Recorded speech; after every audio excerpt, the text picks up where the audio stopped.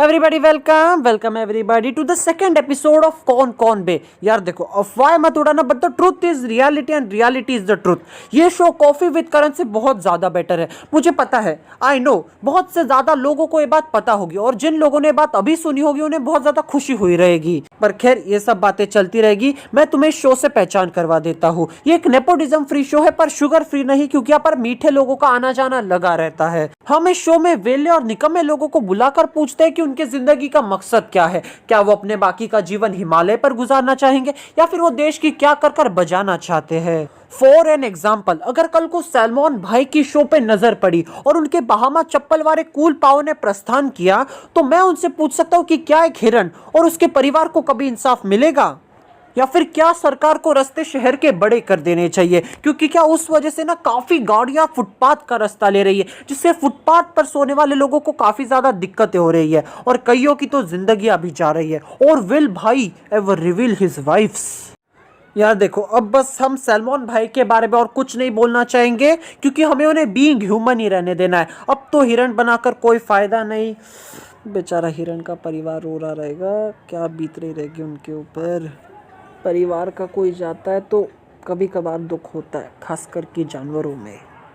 खैर, आज के इस कौन कौन बे के एपिसोड 2 में हम और हमारे हरामी गेस्ट भावनाओं का आदान प्रदान करेंगे न्यू ईयर रिजोल्यूशंस को लेकर।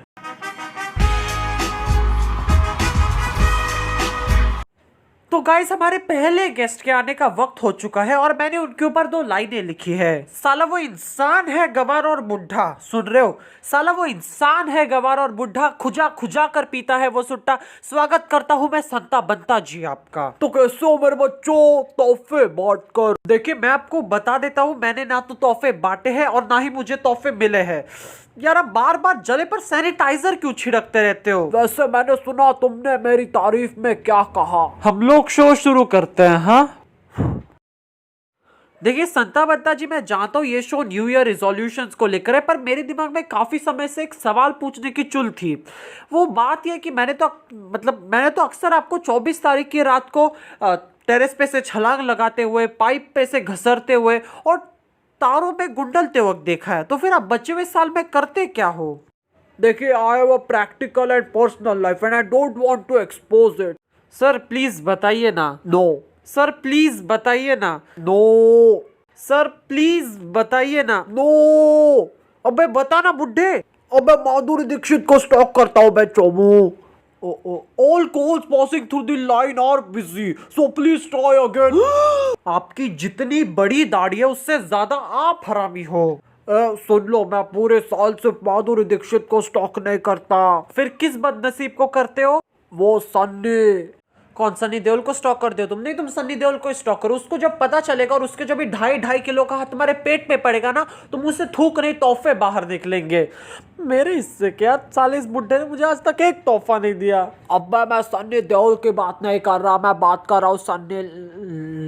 अबे क्या दाढ़ी निकल गए क्या? कुछ तो बोलो ना। तुमने मुझे ये सब इधर गंदी बातें पूछने के लिए नहीं, पर न्यू ईयर रिजोल्यूशंस के लिए बुलाया है। मेरा न्यू ईयर रिजोल्यूशन है कि मैं इस साल माधुरी दीक्षित को अपने दिल की बात बोल दूंगा। I will confess my love for her. अबे साले बावड़े आशिक, उसका पति हार्ट सर्जन है, दिल उखाड़ के ले जाएगा, फिर करना अपनी किडनी के सहारे आशिकी। अबे कोई मेरे दिल को उखाड़ना क्या छू भी नहीं सकता, क्योंकि मैंने मेरा दिल पहले माधुरी दीक्षित को दे दिया है।